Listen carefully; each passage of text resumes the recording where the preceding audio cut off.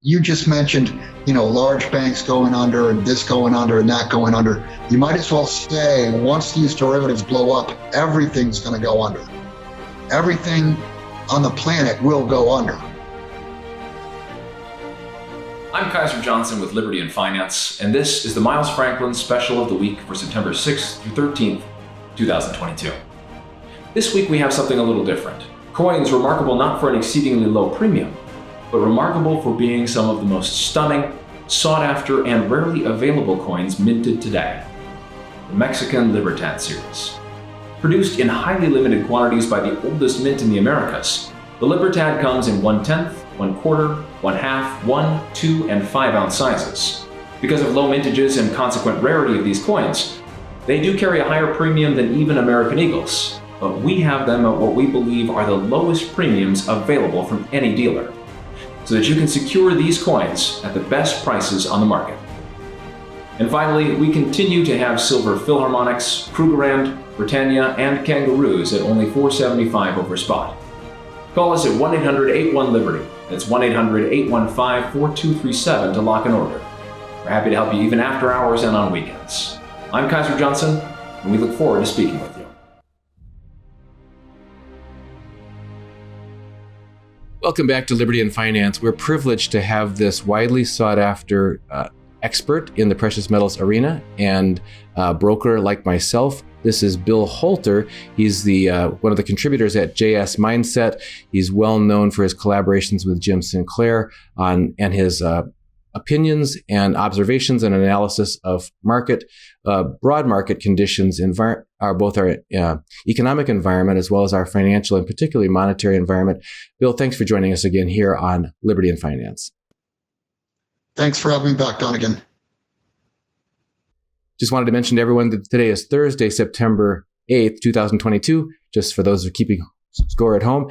And Bill, we wanted to get your perspective on the environment we find ourselves in. You've been talking for years now about coming great reset, both a man-made one and then a one by the force of nature that's going to overwhelm any efforts that the powers that be try to do through their monetary manipulations, that sort of thing. If you could give us the top signposts in this progress report of how we're moving through this difficult time in the markets, difficult time regarding inflation and so on, and what you're watching as the key indicators of where we're actually heading. Yeah. There's actually the reset that most people are thinking about would be the WEF Klaus Schwab reset. And you can see them pushing that all over the world via the rules that they're trying to make in Europe as far as farmers are concerned. You can see it here in the United States with really the stupidity that's going on. There is, I think, a larger, and I don't think that is going to take hold and actually last. They don't get me wrong. I do believe that they will collapse the system, but they're not going to be able to really put their system in place. This has turned into an East versus West reset. And in my opinion, that started the day that Russia started their operation. And if you read Vladimir Putin's statement ahead of time, you'll understand that what the BRICS nations are looking for are free and fair settlement. And you can see the world has pretty much divided in two, not 50-50, because the BRICS and the East are a larger contingent now than the West. Basically, the East wants to go forward with real currencies that have real backing, whether it be oil, whether it be gold, whether it be even grain, what have you. So that is a reset that basically is going to split, or is splitting the world in half. And the West is failing. There's no question about it. You're watching you're watching Western currencies devalue, and you can say that easily by just looking at inflation. That's what inflation ultimately is, of course, it is the increase of money supply. I mean, that's the definition. But the result is a devaluing currency, and you've got inflation all over the world, and thus currencies are deflating. Now, remember, the world led by the West has built up the largest, most incredible credit bubble in the history of history. And what I think you're seeing now is a popping of that bubble. I mean, just look at Europe. What are they doing right now? Europe they're trying to throw money at the fact that they can't get energy supplies from Russia. That doesn't work. You can't heat your home with euros. Europe actually, I mean, they've got roughly a $1.5 trillion margin call that they're going to have to meet. And it's only going to get larger because energy is only going to go higher from here. It's not going to pull back. As winter comes on, matter of fact, last week, I think late last week, I read a story where Germany plans to put troops on the streets beginning October 1st. Now, why would they do that? Because the answer is because the weather is going to start getting colder and people are going to start moving out to the streets. So this is it's already, the reset or resets are already in progress, and we're watching it in real time. So you're talking about evidence of this East-West split and the coming crisis that's going to be one around life-critical commodities such as energy in Europe. Don't forget about food. I mean, that's another thing that, the food chain has been attacked, and I think you'll definitely see signs of that in the wintertime and certainly next year. Yeah, I was just speaking with, in fact, I'm going to be interviewing later today, a rancher from Oklahoma in the U.S. who says that they are having to liquidate their herd at 2/3 off because the feed costs are so high and their path to market is so unprofitable and everything that they're just losing money by significant money every month in operations. It's strange because at a time of food insecurity, people are thinking, gee, if only I could get more prepared, if only I could have something like a ranch, that'd be my problem solved. And here talking to a rancher saying that financially they're going down the drain. It reminds me what my grandfather said on my mom's side during the Great Depression. He was just raging mad at saying that the bankers were taking everyone's farms from them. And can you draw parallels where they should be drawn between what happened in the Great Depression of the 1930s and what's starting to happen right now and how it's going to affect our food supply? It's very similar. And I would just say that where we are now is the 1930s on steroids. That's what's coming. And the reason it's on steroids is because there's so much debt now. You did not have the amount of debt outstanding back in the 1920s and 30s in relation to anything, to the real economy or whatever you want to measure it against. There wasn't debt buildup in the 1920s, but nothing like the debt buildup we've had over the last 20, 30, 40 years. And you mentioned about the concern about food supplies, not just in Europe, it certainly is in Europe, but also in the U.S., where we're talking about, we've seen videos from small-time sheep producers and so on who are saying if people understood at the consumer side of the supply chain that the price increases that they're seeing on the feed prices and everything, that's going to have to impact their flocks that are going to come, or their herds that are going to come to market in the fall and in the winter, that people would understand that this is not something that's going to go away.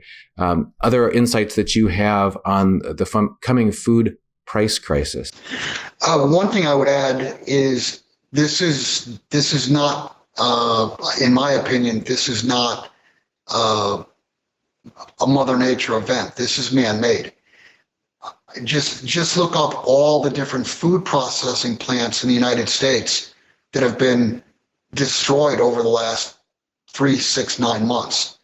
There was just another fire. I think it was a chicken processing plant out in California over the weekend or last week.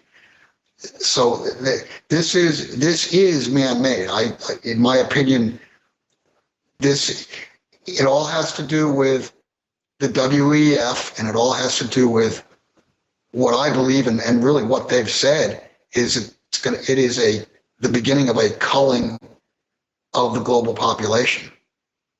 That's quite distressing because it seems to correlate with so many things that we can observe and confirm that are actually going on. The failing of small businesses by the hundreds of thousands, the basically the destruction of the middle class, layoffs of tens of millions, the workforce participation rate lowest in history, things like failing of family farms, that sort of thing. All of these interferences and fracturing of the food supply chain. It seems, if you had a narrative of saying that there wants to be a consolidation and a centralization of agricultural production, of control of the food supply from the beginning to end, that seems to be what's happening, is in progress. Any thoughts you have about escape routes for people who want to find food security along the way, or those small-time farmers or ranchers or whoever, routes that they may be not considering that could be a survival path for them? Right. You should have already been stocking up. If you haven't, you should try to stock up whatever you can, but get to meet local farmers.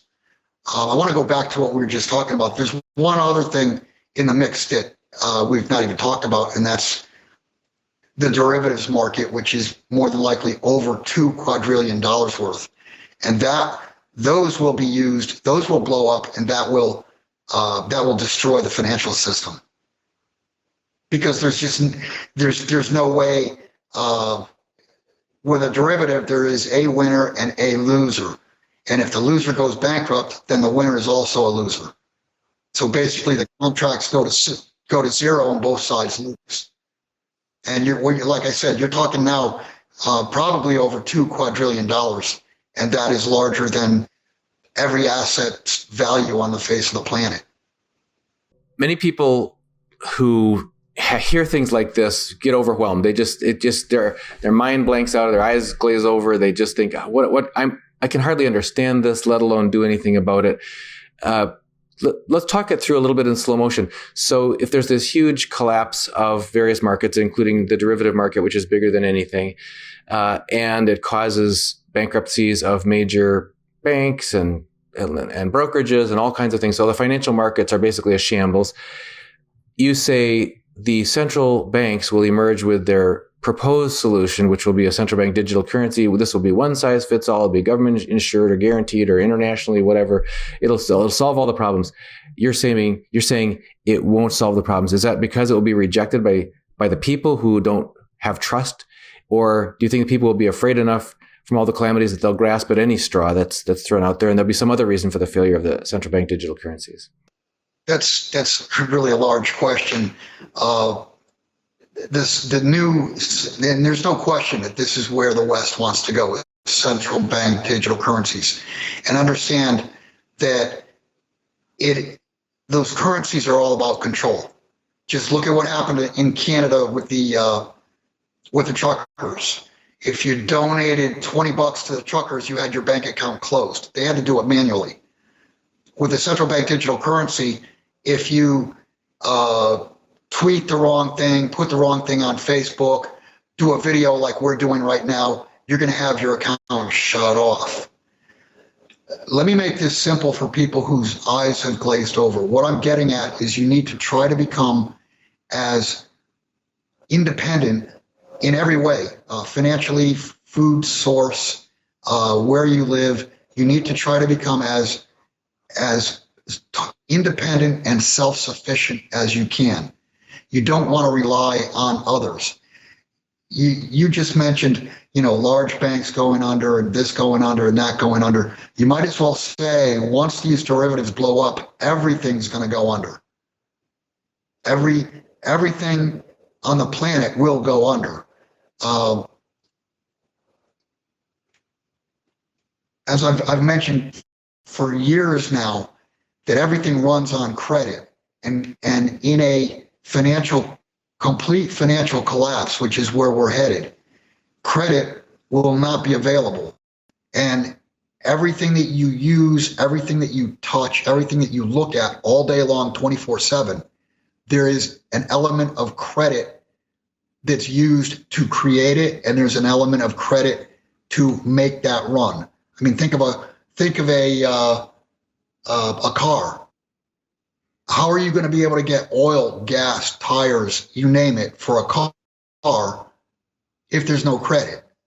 I mean, think about the amount of uses of credit in a gallon of gasoline. You know, you've got the drillers are using credit, the producers are using credit, the truckers are using credit, the gas stations are using credit. There's credit all the way. And you could do the same thing with a loaf of bread. I think there's probably a dozen or more uses of credit from the farmer's field to the grocery store. Earlier, you were talking about a East versus West split. And one of the criticisms of the West, meaning primarily the United States, the Americas and Europe, is that they have shifted their economies over the past several decades into being primarily financial assets rather than real hard, manufacturing or commodities and materials, things like that. Whereas you have so much of the critical infrastructure materials and commodities coming out of the East, as well as like physical precious metals exchanges rather than futures-based ones and so on. Can you focus on how what you just described, if there's the derivative collapse and this tumbling down of all financial structures, how does that differently impact the West, U.S., Europe, and the Americas versus countries that have focused so much on real assets? I mean, for one example, difference is that less than 0.5% of anybody in the U.S. even owns precious metals, whereas we're told that culturally it's absolutely widespread and encouraged both in India and China for centuries. So can you tell how people being dependent upon this financial edifice that's going to come crumbling down the West might affect the West versus the East differently going forward? Yeah, the short 3-word answer is the West loses. The West has shipped their manufacturing for years and years to lower and lower cost producers. We don't produce much. Europe does not produce much. The big manufacturer in Europe is Germany, and look what's happening there with the cost of natural gas, the cost of energy. They're not going to be able to, they can't produce at a profit, so they shut down. I think I saw last week that in Britain, 6 out of 10 manufacturers are going to close down simply because of the cost of energy. The way I look at this is we've had a giant buildup in debt worldwide. And China has a huge debt bubble. But what did China do with the debt that they borrowed? They built stuff. What did the West do with what they borrowed? We ate stuff. So we've eaten our seed corn, and this system goes down. Do you think that's going to harm Russia in any way? Do you think China is going to allow Citigroup or some European bank to come in and foreclose on their property and take the property in China? No way. China built stuff. They built infrastructure. They built rail systems. They built airports. They built cities. Those are going to remain. What's going to go away is the debt. So the BRICS nations that were more austere, there was austerity, they weren't wild borrowers or spenders. They built for the future, and they've built manufacturing. The manufacturing base after World War II, I think more than 50% of manufacturing worldwide was done in the United States. That's all gone now. It's all moved. It's shifted. The other thing is, from a monetary standpoint, the old saying, he who owns the gold makes the rules. Well, who's been buying gold for the last 15, 20 years and stockpiling it? Russia has, China has, India has. And the Western nations, we know up until what was it, 1990, I think it was 1999 when they did the Washington Agreement. The Western banks, year after year after year, were constantly selling gold. And that was a plan to try to suppress the price.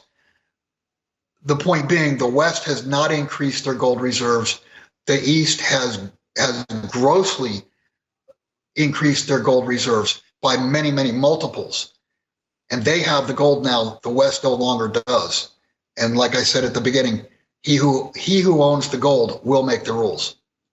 If the trade agreements that have been sprouting up across the BRICS and the Belt Road Initiative, all that sort of thing, is it your expectation that somehow these new mechanisms of exchange will be able to survive this huge derivative collapse and meltdown of the Western financial credit markets? Well, yeah, because if you have one producer of A widgets trading with another producer of B widgets, they can trade and they can settle.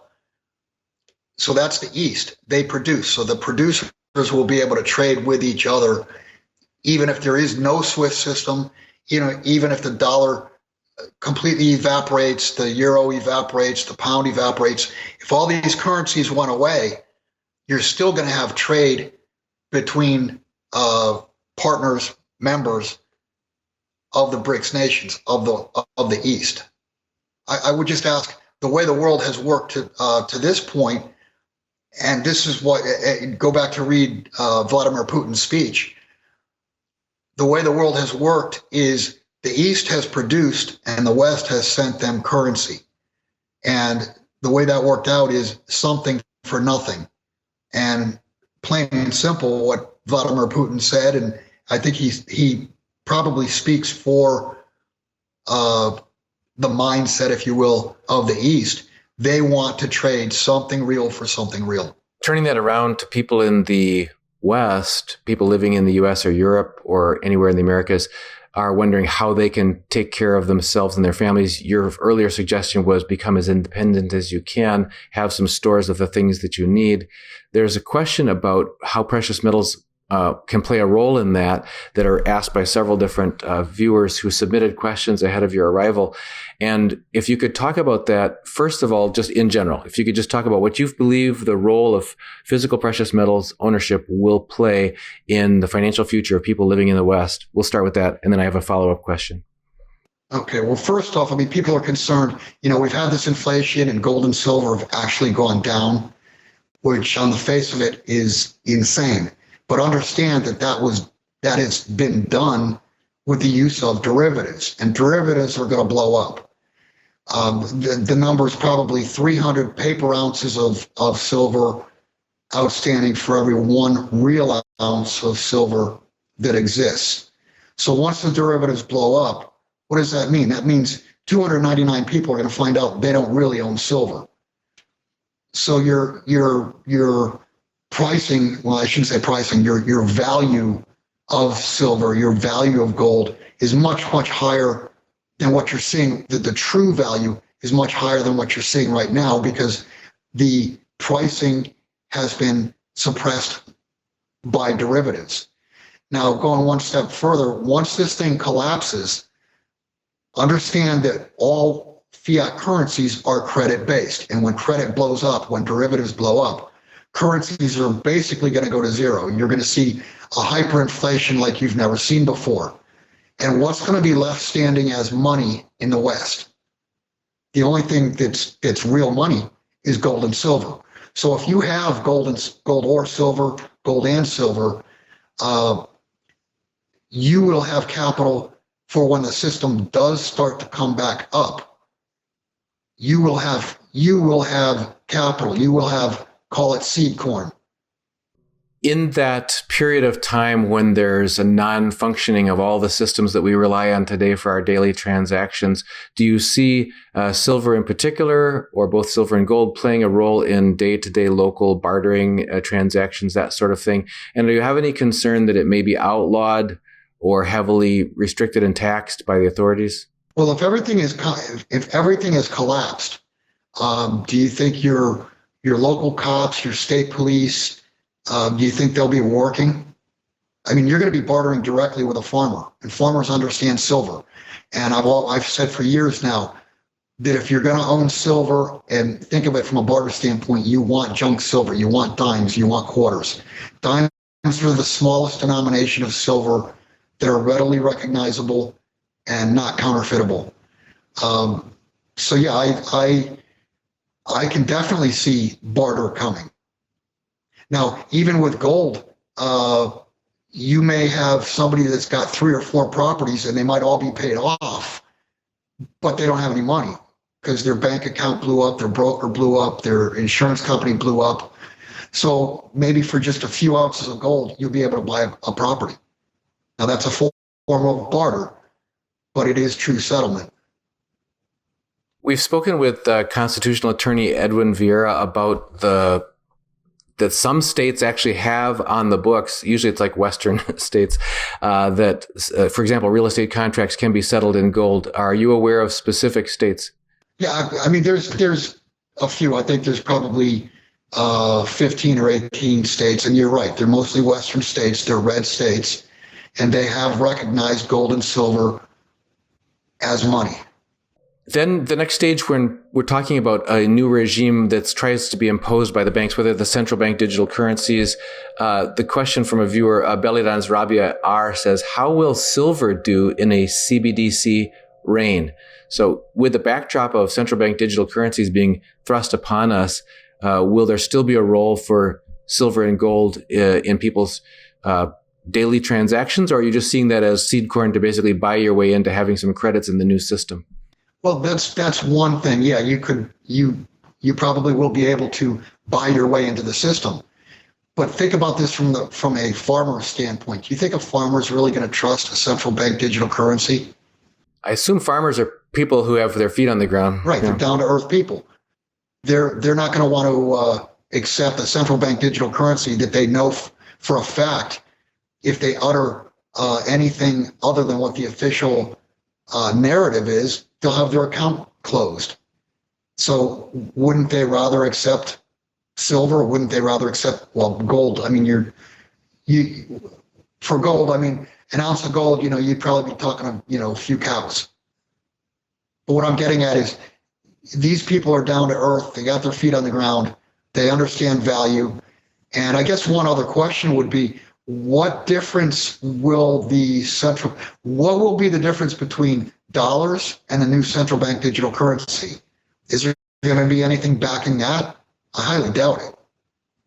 So the new CBDC is going to be another fiat currency. You're replacing crap with crap. However, the crap that is replacing the current system allows more power to those that are running the show out of Washington, because they can shut you off, they can shut me off, they can shut anyone off. Yeah, you mentioned farmers understand silver and understand gold. I did an experiment at our local farmers market a few weeks ago where I walked up to vegetable sellers and asked them, would you take silver instead of currency for your vegetables? And the first person looked at me like they couldn't understand what I was saying. But the person right next to them in the booth, their eyes just lit up and they said, oh, real silver? He said, yeah. I said, oh, certainly. Sure. No problem. So that was instantaneous recognition that silver is real and that they'd be happy to trade food for it. Farmers are like we were 40, 50, 60 years ago. Everybody knew who their neighbors were. Today's world, nobody knows who their neighbors are. Farmers know who other farmers are. Farmers talk to other farmers. If you just had one that looked at you with a strange look and another that his eyes lit up, you could pretty much be guaranteed that those two talked after you left. So when the system comes down, the farmers who don't know or don't understand silver, they'll understand it really quickly. That's a good point. And I think that's going to happen also among ordinary people. We've all been dumbed down so much, but people do. I mean, that's how we've survived this far in history is through being a bit adaptable. Seems like people learn quickly what they have to do. We have a question from John Roberts who says, do you think that the adoption of a Fed digital currency will require individuals or other entities to forfeit property or assets for participation in the new system? I don't really have an answer to that, but I would say it would not surprise me. because that would be the fair thing to do. That would be the socialist thing to do, and that's the direction we're headed. Don't use the word equity, whatever you want to call it. So it would not surprise me if they brought the central bank digital currency out, and if you have over whatever number, 500,000, 1 million, 2 million, I have no idea what the number that they would come up with, but if you want to participate in it and you've got 20 million in assets, you got to give a bunch of it up for the greater good of the country. It would not shock me. It's certainly the case that back in 1933, when FDR issued the executive order calling in nationalization of gold, and people had to turn that in for U.S. notes, the $20.67 per ounce, that there were full-page newspaper ads talking about how unpatriotic it was to be a hoarder and to be worsening and deepening the depression and its effect on everyone by tying up the monetary supply in that way, and that how this was people's civic duty, and the only way to be patriotic and all that sort of thing was to give up your gold. So it can be spun and wrapped in some pretty compelling language to turn even your own friends, neighbors, and family against you if you're someone who's been prudent enough to maintain assets. Can you talk for a moment about that principle of if you're like a modern day Noah and you anticipate that there's a huge flood coming and you're trying to make some preparations, that you'll actually be spun and portrayed as an enemy of the people by the officials who don't want that to happen? Well, that wouldn't surprise me. I mean, my answer, I'll just give you a quick and short answer. That's bullshit socialism. The end. I mean, that's all I got to say about that. Well, maybe you could tell us what you think people need to do to overcome that. So one thing is get your head on straight. You said just see it for what it is, and basing on what it is, take your actions accordingly, and don't let that throw you. What about the pressure on the populace? Do you think that will be effective at swaying group and crowd sentiment to turn against people who have been preparedness minded? If that does come to pass, then all I can say is thank God for the Second Amendment. You've got some pretty pithy and short answers that really drive the point home. Appreciate that. John Hill asked, and you mentioned this earlier about the COMEX paper price on silver being just derivative based. He says, why do gold mining share prices seem to react only to the COMEX paper price? Why don't they react to the physical prices being paid in the world, such as on the Shanghai Gold Exchange? If you're asking why mining shares trade the way they do, that's a two-word answer: naked shorts. Can you expand on that for people who need more clarification? If you go back, a year and a half, 2 years ago, you saw stuff going on with AMC, the meme stocks. You saw companies that were on the verge of bankruptcy that went from $2 to $120, whatever. None of it made sense. And the only way that could have happened was there was, in reality, I think, and we'll find out, history will show us this, there were more shorts than there were shares outstanding. I mean, you could go back 30 or 20 years ago and you saw it with Volkswagen. There was more short interest.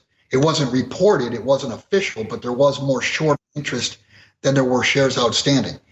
And I think that's what you saw if you go back to January, February of 2021.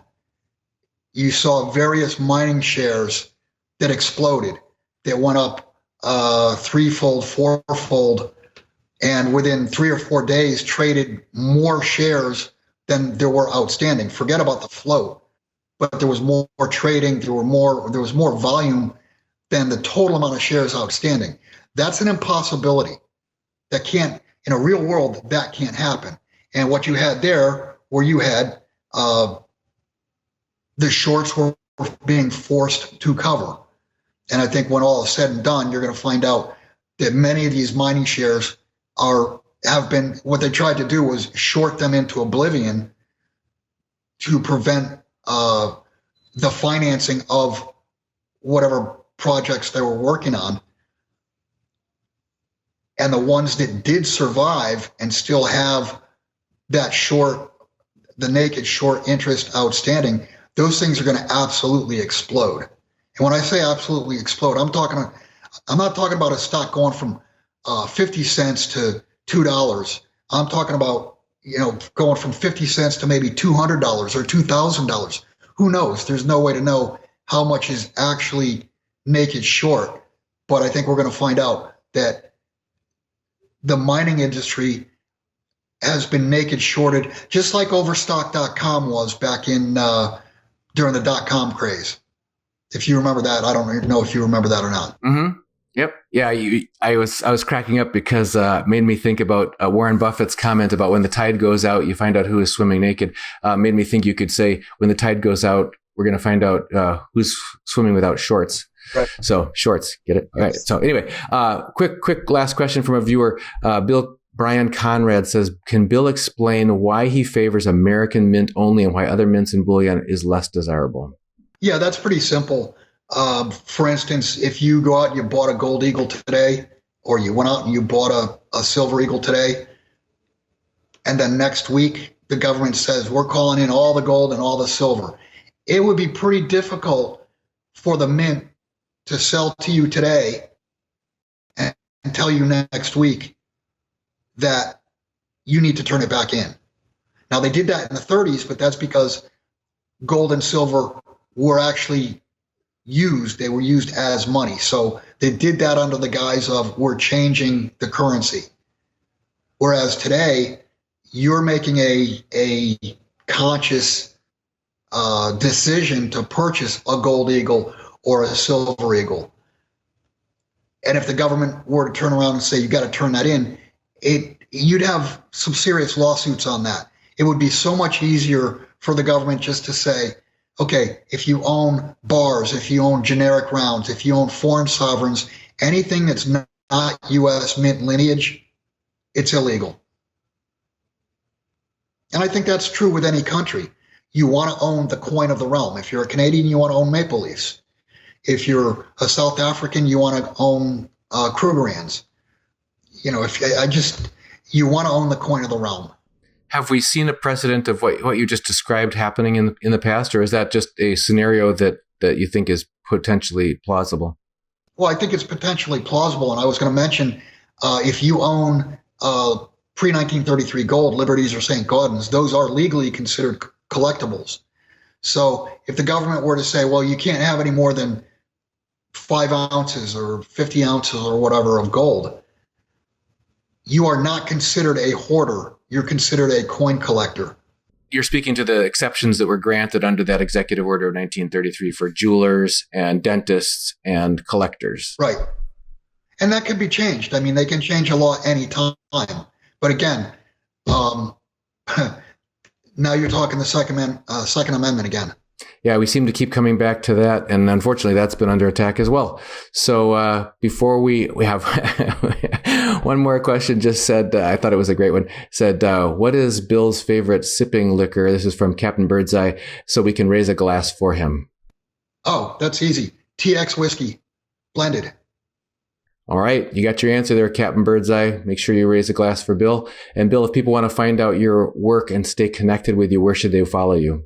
They can go to JSMineset, MINESET.com, or you can contact me directly. My email address is bholter@hotmail.com. We've been speaking with Bill Holter this Thursday, September 9th, 8th, 2022. Bill, as always. Hey, what day is it? Thursday, September 9th, 2000. No, dang it, I did it wrong again. We've been speaking with Bill Holter. Bill, thank you for joining us this Thursday, September 8th, 2022. And as always, on behalf of all of our viewers, thanks for joining us on Liberty and Finance. Thanks, Donegan. I can't believe I just did an interview with a guy who doesn't even know what day it is. Miles Franklin Precious Metals is one of America's oldest and most trusted bullion dealers. Miles Franklin is A+ rated and accredited by the Better Business Bureau, licensed and bonded, and has 0 complaints ever registered. Here at Liberty and Finance, we are licensed brokers with Miles Franklin. To order, simply call us, discuss your needs, and we will let you know our live inventory, prices, and availability, and lock in your order over the phone. Once your order is locked, the price is held for you regardless of market fluctuations, and the metals are reserved for you awaiting your settled payment. Within 1 business day of ordering, you will receive an email invoice detailing the order and payment instructions. Miles Franklin accepts payments by bank wire, ACH or electronic check, money order, check mailed priority mail, and cryptocurrency. The fastest forms of payment are bank wire and cryptocurrency. Upon settled payment, metals will ship out within 3 to 5 business days. You will receive tracking information via email. Domestic shipping charges are $15 for any order under 500 ounces of silver or 10 ounces of gold. For orders larger than that, domestic shipping is free. The package will be double boxed, fully insured, and labeled discreetly, with no indication of the contents inside. For your privacy, the name Miles Franklin will not even be on the package. To talk to myself, Elijah, my brother Kaiser, or my father Dunnigan, call 1-888-81-LIBERTY. That's 1-888-815-4237.